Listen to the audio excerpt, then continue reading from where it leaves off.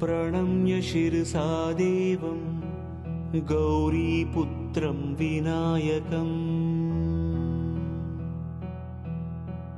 भक्तावासं स्मरेन् नित्यं आयुः कामार्थसिद्धये।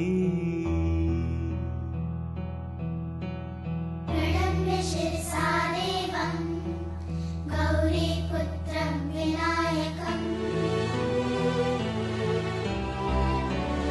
भक्तावासं स्मरेन् नित्यम् आयुः कामार्थसिद्धये।